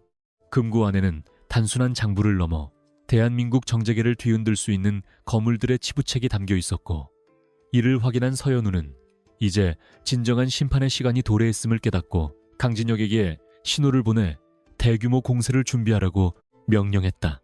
서연우가 가져온 치부책의 내용은 상상을 초월할 정도로 파괴적이었으며, 거기에는 한소희와 박태준뿐만 아니라 현재 여권의 유력 정치인들까지 연루된 거대한 카르텔의 실체가 고스란히 담겨 있어 강진혁조차 잠시 숨을 고를 만큼 엄청난 파장을 예고했다. 하지만 서연우는 주저하지 않고 이 독이 든 성배를 활용해 적들을 한꺼번에 일망타진할 시나리오를 완성했고, 강진혁은 그녀의 결단력에 압도당하며 자신들이 벌이는 이 게임이 단순한 복수를 넘어 사회의 정의를 바로잡는 성전이 될 수 있음을 직감했다. 그들은 이제 마지막 CEO 트라우를 향해 달려가고 있었으며, 서연우의 바보 연기는 이제 적들을 사지로 몰아넣는 가장 치명적인 유혹의 기술로 진화하여 상류 사회의 심장부를 조준하고 있었으며, 그 끝에는 완전한 승리가 기다리고 있었다. 밤이 깊어질수록 두 사람의 결의는 더욱 단단해졌고, 서연우는 서재 창가에 서서 멀리 보이는 도시의 불빛들을 바라보며 이제 곧 저 불빛들 중 상당수가 꺼지게 될 것이라고 조용히 읊조렸으며, 강진혁은 그녀의 어깨에 코트를 덮어주며 내가 끝까지 함께하겠다고 약속했다. 서연우는 처음으로 그의 어깨에 머리를 기대며 진혁 씨 덕분에 이 복수가 외롭지 않게 되었다고 고마움을 표시했고, 그 짧은 고백은 그 어떤 화려한 말보다 강진혁의 가슴을 뜨겁게 울리며 그가 왜 그녀를 사랑할 수밖에 없는지를 다시 한번 확인시켜 주었다. 복수의 여신으로 거듭난 서연우와 그녀의 기사가 된 강진혁의 앞날에는 거센 폭풍우가 예고되어 있었지만 그들은 이미 그 폭풍을 즐길 준비를 마쳤고 이제 세상은 서연우라는 이름 앞에 경악할 준비를 해야만 했다. 다음 날 아침 서연우는 다시 정원으로 나가 아이처럼 비눗방울을 불며 하인들과 웃고 떠들었지만 그녀가 부는 비눗방울 하나하나에는 적들의 파멸을 기원하는 차가운 주문이 담겨 있었으며 그 무구한 모습 뒤에 숨겨진 날카로운 발톱은 이미 적들의 목덜미에 닿아 있었다. 한소희는 여전히 서연우를 비웃으며 자신의 승리를 확신하고 있었지만 그녀는 자신이 밟고 서 있는 땅이 이미 서연우에 의해 거대한 뙤수로 변해 있다는 사실을 꿈에도 모른 채 파멸의 구덩이로 한 걸음씩 다가가고 있었다. 강진혁은 회사로 출근하며 서연우가 보내준 마지막 실행 코드를 확인했고 이제 버튼 하나만 누르면 대한민국을 뒤흔들 거대한 진실의 폭탄이 터질 것임을 알기에 그의 입가에는 승자의 여유로운 미소가 감돌고 있었으며 이는 곧 다가올 장엄한 결말의 예고였다. 서연우는 자신의 방으로 돌아와 부모님의 사진을 어루만지며 이제 거의 다 왔어요 라고 속삭였고 그녀의 눈에서 흐른 한 방울의 눈물은 슬픔의 끝이자 복수의 완성을 알리는 결연한 신호탄이 되어 바닥에 떨어지며 산산조약이 났다.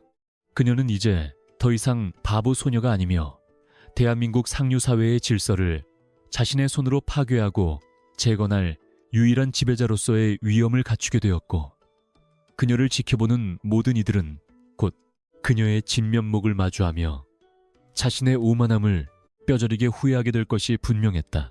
이야기는 이제 가장 뜨거운 CEO 트레오로 치닫고 있었으며 서연우와 강진혁이 함께 그리는 복수의 교향곡은 적들의 비명소리를 화음 삼아 세상에서 가장 웅장하고도 아름다운 피날레를 향해 거침없이 전진하고 있었다. KJ그룹의 정기 주주총회가 열리는 본사 대강당은 이른 아침부터 몰려든 취재진과 긴장한 기색이 역력한 주주들로 인해 흡사 전쟁터를 방불케 하는 살벌한 분위기가 감돌고 있었으며 한소희는 자신의 아들을 회장 자리에 앉히기 위해 미리 포섭해둔 이사들과 함께 승리의 미소를 지으며 상석에 앉아 강진혁을 매서운 눈빛으로 쏘아붙였다. 그녀는 강진혁이 그동안 추진해온 핵심 사업들의 부실함을 지적하는 조작된 자료들을 배포하며 그의 경영 능력에 치명적인 흠집을 냈고 이미 과반수에 가까운 우호 지분을 확보했다는 자신감에 취해 당장 대표이사 해임안을 상정하라고 의장에게 거칠게 명령하며 장내를 소란스럽게 만들었다. 강진혁은 좌중의 비난 섞인 시선에도 아랑곳하지 않고 묵묵히 자리를 지켰으나 그의 옆자리는 여느 때와 달리 비어 있었으며 사람들은 그가 아끼던 바보 아내가 이 험악한 자리에 나타나지 않은 것을 당연하게 여기면서도 강진혁의 몰락이 머지않았음을 직감하며 수군거리기 시작했다. 한소희가 승리를 확신하며 마지막 발언을 마치려는 찰나 굳게 닫혀있던 대강당의 육중한 문이 천천히 열리며 눈부신 조명 사이로 한 여인이 당당한 자태를 드러냈고 그녀의 등장은 마치 영화의 한 장면처럼 장내의 모든 소음을 단번에 잠재우며 사람들의 시선을 마법처럼 강렬하게 사로잡았다. 그곳에 나타난 이는 더 이상 곰 인형을 들고 멍하니 웃던 어수룩한 서연우가 아니었으며 그녀는 몸매가 드러나는 날카로운 핏의 네이비 수트를 입고 초점이 흐릿하던 눈동자 대신 서늘할 정도로 맑고 예리한 지성의 빛을 내뿜으며 무대를 향해 거침없이 걸어들어왔다. 사람들은 그녀의 믿기지 않는 변화에 경악하며 입을 다물지 못했고 한소희는 의자에서 벌떡 일어나 여기가 어디라고 감히 나타나느냐며 고함을 쳤지만 서연우는 가벼운 코웃음과 함께 그녀의 눈을 똑바로 응시하며 이제 연극은 끝났으니 당신의 자리에서 내려올 준비나 하라고 나직하지만 힘있는 목소리로 일갈했다. 서연우는 강진혁이 옆자리에 앉는 대신 단상 위로 올라가 자신이 이번 주주총회의 캐스팅 보트를 쥐고 있는 해외 투자법인인 시너지 캐피탈의 실질적인 대표이자 최대 주주임을 입증하는 공식 서류를 화면에 띄웠으며 그 순간 회의실 안은 경악과 비명이 뒤섞인 아수라장이 되었다. 그녀는 떨리는 손으로 마이크를 잡으려는 한소희를 제지하고 유창한 경제 용어와 완벽한 논리를 앞세워 지난 15년 동안 한소희와 태성그룹이 공모하여 저지른 비자금 조성, 내역과 분식 회계, 그리고 서씨 가문을 파멸시키기 위해 조작했던 증거들을 하나하나 정밀하게 분석하며 폭로하기 시작했다. 그녀의 입에서 쏟아지는 구체적인 수치와 은밀한 거래 날짜들은 한소희가 결코 부인할 수 없는 움직이지 않는 증거들이었으며 서연우는 감정에 호소하는 대신 차가운 이성으로 적들의 심장을 도려내듯 치밀하게 공격을 이어가며 자신이 왜 천재 소녀로 불렸는지를 전 세계 앞에 증명해 보였다. 장내에 설치된 대형 스크린에는 한소희가 박태준과 나누었던 은밀한 통화, 녹취록과 뇌물수수 장면이 담긴 영상들이 차례대로 재생되었고 주주들은 배신감과 분노에 휩싸여 한소희를 향해 야유를 퍼부었으며 그녀를 지지하던 이사들조차 급히 고개를 숙이며 그녀와의 선긋기에 급급한 모습을 보였다. 한소희는 얼굴이 잿빛으로 변한 채 이것은 모두 조작된 모함이라며 발악했지만 서연우는 이미 검찰과 금융감독원에 모든 자료를 제출했음을 밝히며 무대 뒤에서 대기하고 있던 수사관들을 불러들였고 한소희는 수많은 카메라, 플래시 세례 속에서 수갑이 채워진 채 비참하게 끌려나갔다. 서연우는 멀어지는 한소희의 뒷모습을 보며 눈물을 흘리는 대신 부모님의 억울함을 풀었다는 안도감에 젖어 깊은 숨을 내쉬었고 강진혁은 무대 위로 올라가 그녀의 떨리는 손을 잡아주며 세상에서 가장 자랑스러운 미소를 보내며 그녀의 진정한 귀환을 진심으로 축하해 주었다.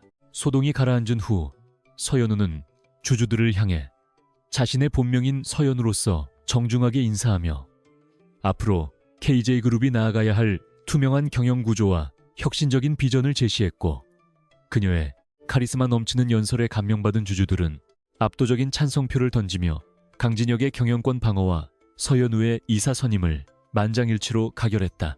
이제 상류사회의 모든 이들은 그녀를 더 이상 바보 신부가 아닌 KJ그룹의 구원자이자 대한민국 경제계를 뒤흔들 새로운 여자로 기억하게 되었으며 그녀를 멸시했던 영예들과 귀부인들은 자신들의 오만함을 뼈저리게 후회하며 그녀의 눈치를 살피느라 전전긍긍하는 처지가 되었다.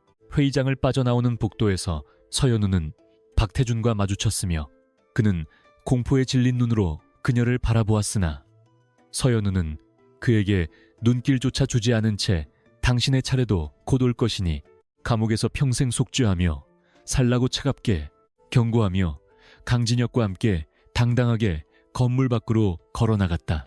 쏟아지는 햇살 아래에서 서연우는 비로소 오랜 시간 자신을 짓눌러왔던 바보라는 무거운 가면을 완전히 벗어던졌고 그녀의 곁에는 그녀를 온전히 이해하고 사랑하는 강진혁이 든든하게 서 있었기에 그녀의 미래는 그 어느 때보다 찬란하고 눈부시게 빛나고 있었다.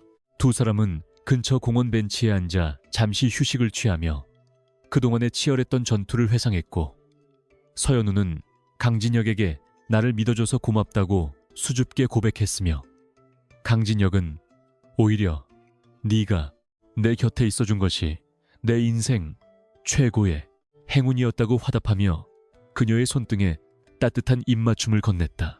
이제 복수의 폭풍은 지나가고 정화된 공기가 두 사람을 감싸고 있었으며 서연우는 자신의 천재성을 더 이상 숨기지 않고 세상을 더 나은 곳으로 만드는 데 사용하겠다고 다짐하며 강진혁과 함께 새로운 시대의 문을 열기 위한 첫걸음을 힘차게 내디뎠다. 복수가 끝난 자리에는 허무함 대신 새로운 희망이 피어오르고 있었고 서연우는 자신의 가문인 서씨 가문의 재건을 공식화하며 과거의 영광을 되찾기 위한 구체적인 행보에 착수했으며 그녀의 놀라운 행보는 연일 언론의 찬사를 받으며 대한민국 상류층의 품격을 한 단계 높여놓았다는 평가를 받게 되었다. 한소희와 그녀의 일당들이 저지른 죄의 대가는 가혹했으며 그들이 누렸던 부귀영화는 하룻밤 사이에 신기루처럼 사라졌지만 서연우가 되찾은 정의와 진실은 영원히 기록되어 불의에 맞서는 모든 이들에게 커다란 용기와 희망의 상징으로 남게 될 것이 분명했다. 이후 며칠 동안 서연우는 그룹의 정상화를 위해 밤낮 없이 업무에 매진하며 자신의 실력을 유감없이 발휘했고, 강진혁은 그녀의 곁에서 든든한 조력자 역할을 수행하며 두 사람의 완벽한 파트너십을 더욱 공고히 다져나갔으며, 그들의 로맨스는 이제 전 국민의 응원을 받는 세기의 사랑으로 거듭났다. 서연우는 이제 거울 속의 자신을 보며 더 이상 울지 않았으며, 그녀의 입가에는 진정한 행복이 깃든 미소가 머물렀고, 그녀는 자신을 NHRV했던 그 비오는 날의 우연이 사실은 운명이 정해준 필연이었음을 깨달으며 다가올 내일을 향해 밝은 눈빛을 보냈다. 이야기는 이제 마지막 장을 향해 달려가고 있으며, 서연우와 강진혁이 함께 만들어갈 새로운 세상은 그 어떤 소설보다 더 극적이고 아름다운 결말을 예고하고 있었고, 그녀의 천재적인 두뇌와 그의 강인한 심장이 결합하여 만들어낼 기적은 이제 막 시작되었을 뿐이었다. 그녀는 자신의 방에 놓여있던 고민형을 정성스럽게 상자에 담아 보관하며 과거의 아픔과 작별을 고했고, 이제는 온전한 성인으로서, 그리고 한 남자의 아내이자 기업의 리더로서 당당하게 세상의 중심에 서서 자신의 운명을 스스로 개척해 나갈 준비를 완벽하게 마쳤다. 한소희와 박태준에 대한 최종 선고가 내려지던 날, 서울중앙지방법원 앞은 몰려든 취재진과 시민들로 발 디딜 틈 없이 붐볐으며, 법정 내부는 무거운 침묵과 긴장감이 감도는 가운데 재판장의 준엄한 목소리가 울려 퍼지기 시작했다. 서연우가 그동안 치밀하게 수집하여 제출한 방대한 양의 증거들은 피고인들의 그 어떤 비겁한 변명이나 법적 술수도 허용하지 않는 완벽한 그물이 되어 그들의 숨통을 서서히 조여 나갔으며, 결국 재판부는 그들의 죄질이 극히 불량하고 사회적 파장이 크다는 점을 인정하여 법이 허용하는 최고의 중형을 선고하며 정의가 살아있음을 만천하에 선포했다. 한소희는 판결문을 듣는 도중 실성한 듯 비명을 지르며 바닥에 주저앉았으나, 서연우는 그 처참한 광경을 단 한 방울의 눈물도 없이 얼음처럼 차가운 눈빛으로 지켜보며 부모님의 영혼을 달래는 묵념을 조용히 올렸다. 재판이 끝난 후 서연우의 이름은 대한민국을 넘어 전 세계 금융계의 전설적인 천재이자 승리자의 이름으로 각인되었으며, 그녀가 보여준 치밀한 전략과 강인한 정신력은 수많은 사람들에게 깊은 감동과 경외심을 동시에 선사하며 상류층의 뒤틀린 질서를 바로잡는 기폭제가 되었다. 언론들은 연일 그녀의 드라마틱한 삶과 복수극을 대대적으로 보도하며 바보 신부라는 멸칭 대신 재벌가의 여제, 혹은 금융계의 잔다르크라는 화려한 수식어를 붙여 그녀를 칭송하기 바빴고, 그동안 그녀를 무시하고 조롱했던 사교계의 영예들은 자신들의 과거 행동을 후회하며 서연우의 눈치를 보느라 전전긍긍하는 처량한 신세로 전락했다. 하지만 서연우는 그런 세속적인 명성과 권력에 도취되지 않고 오히려 차분하게 자신의 가문을 재건하고 억울하게 희생된 사람들을 돕기 위한 사회적 재단을 설립하는 데 매진하며 진정한 노블레스 오블리주를 실천하기 시작했다. 강진혁은 KJ그룹의 회장 취임식을 앞두고 서연우와 함께 부모님의 묘소를 찾아가 정성스럽게 꽃을 바치며 이제 모든 짐을 내려놓고 진정한 행복을 찾아가겠다는 약속을 드렸으며, 서연우의 손을 꽉 잡은 그의 눈동자에는 세상을 다 얻은 듯한 확신과 깊은 애정이 가득 서려 있었다.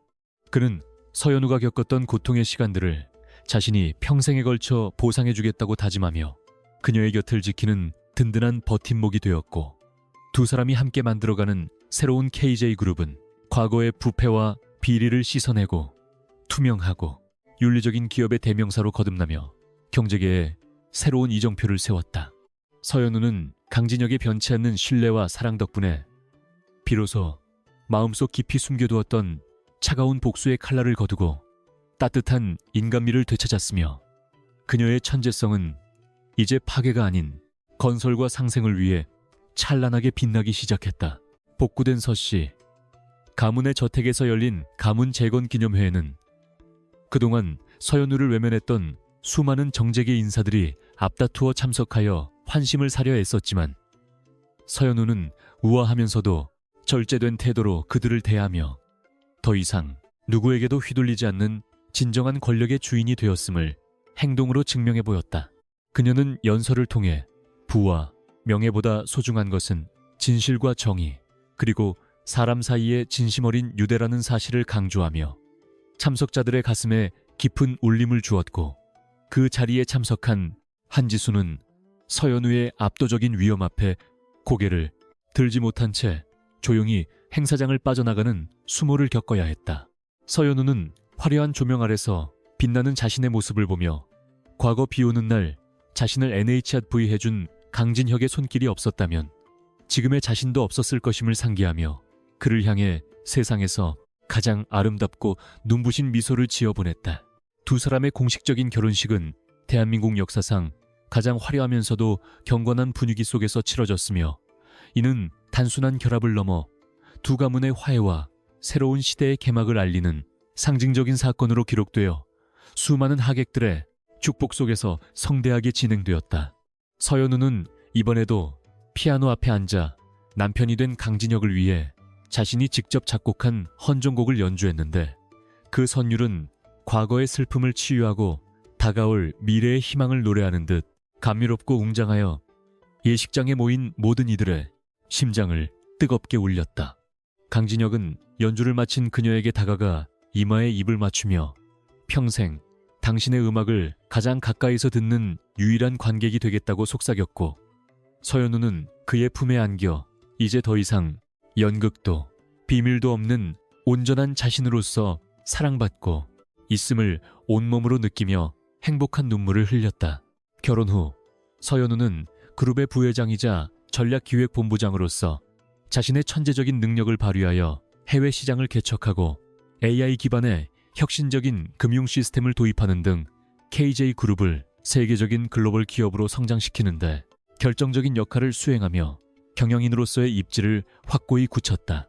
그녀는 특히 인재 육성과 교육 사업에 지대한 관심을 쏟으며 과거의 자신처럼 재능은 있지만 환경이 어려운 아이들을 지원하는 장학재단을 운영하여 수많은 천재들이 세상 밖으로 나올 수 있는 사다리 역할을 자처하며 사회에 공헌했다.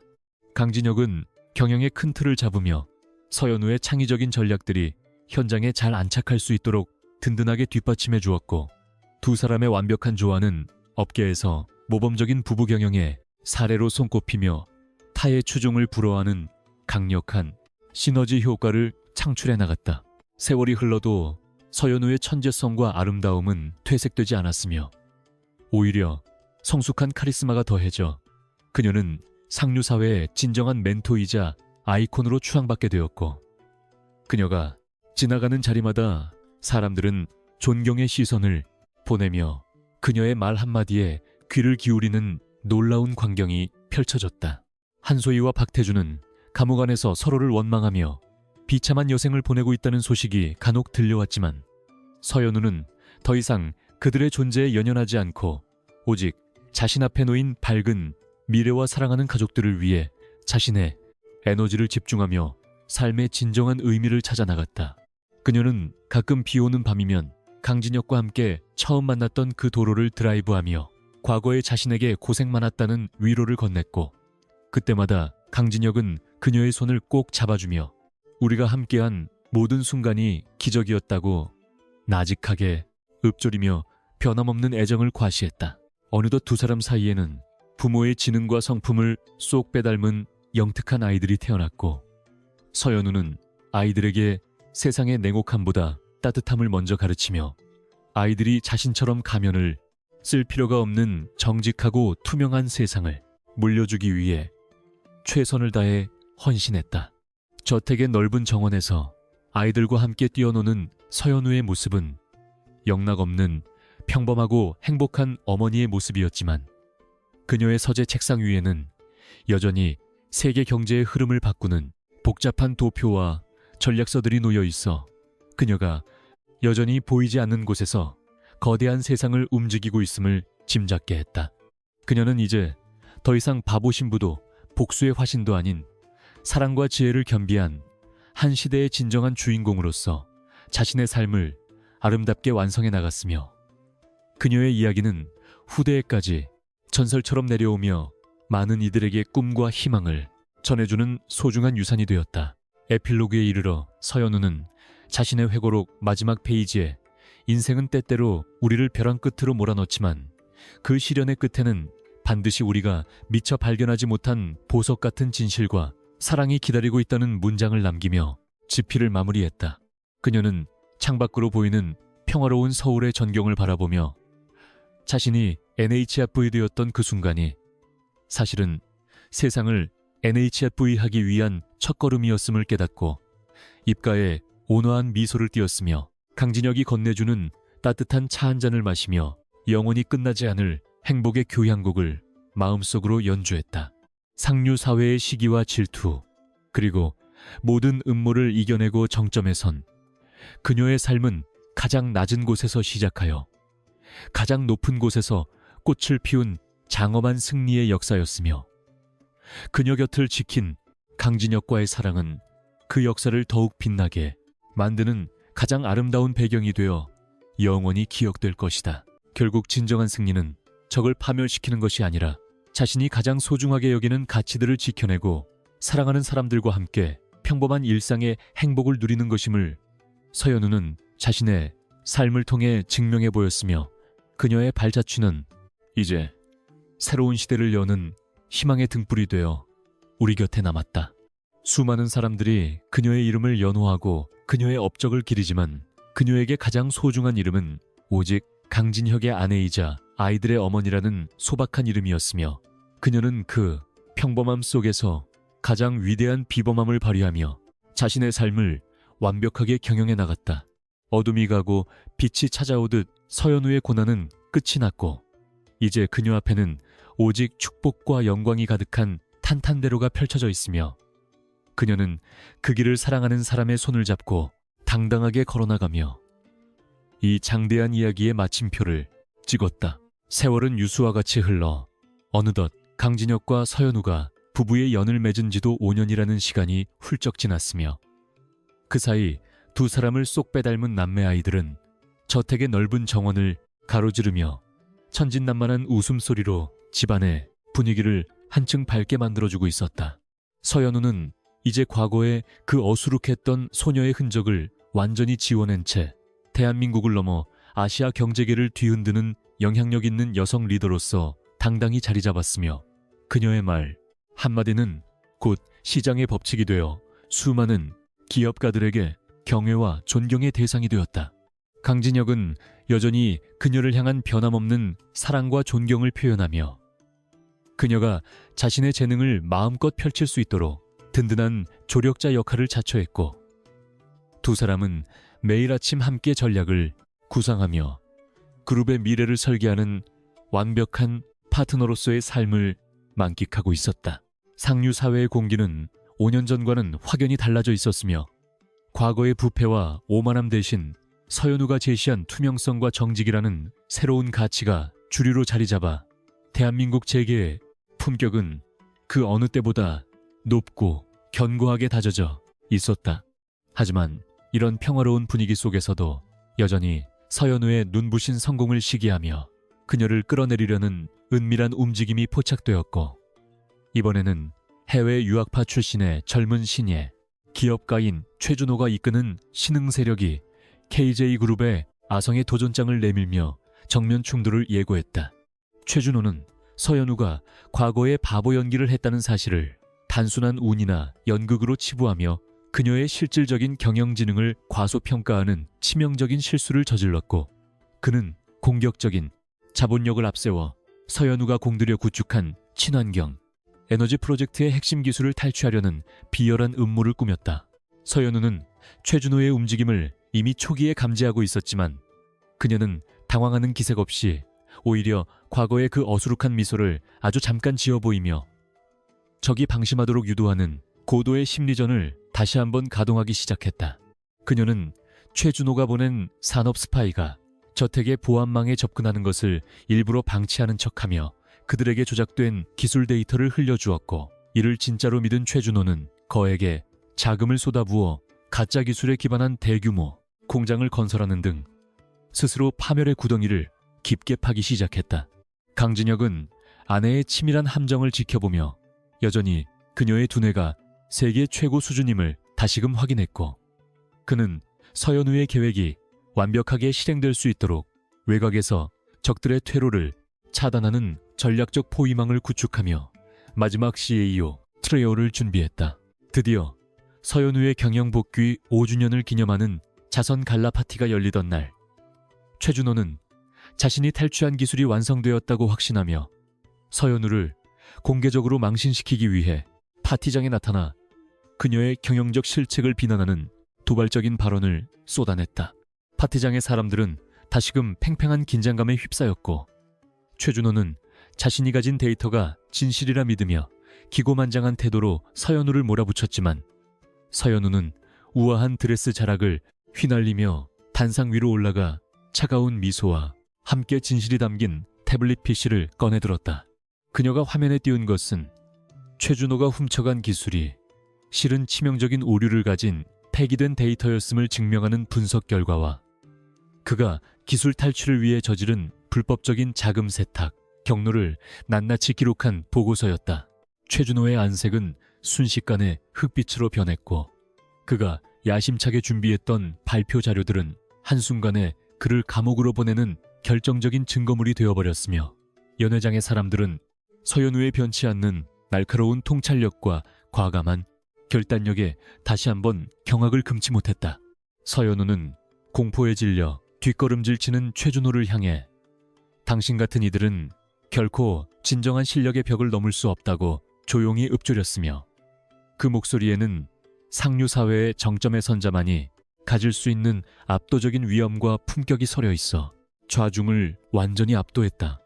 이번 사건으로 서현우는 다시 한번 자신의 건재함을 전 세계에 알렸고, 그녀를 향한 도전 세력들은 완전히 소멸되었으며, KJ그룹은 이번 위기를 오히려 기회로 삼아 글로벌 시장에서의 점유율을 비약적으로 높이는 기염을 토했다. 파티가 끝난 늦은 밤, 서현우는 강진혁과 함께 저택의 테라스에 앉아 밤하늘의 별을 바라보며 잠시 휴식을 취했고, 그녀는 강진혁의 어깨에 머리를 기대며 이제 정말 모든 폭풍이 지나간 것 같다고 나직하게 속삭이며 평화로운 표정을 지었다. 강진혁은 그녀의 손을 잡고 따뜻한 온기를 나누며 우리가 처음 만났던 그 빗속의 밤이 없었더라면 지금의 이 찬란한 평화도 없었을 것이라고 화답했고, 두 사람은 서로의 눈을 응시하며 지나온 5년의 세월이 결코 헛되지 않았음을 다시 한번 확인했다.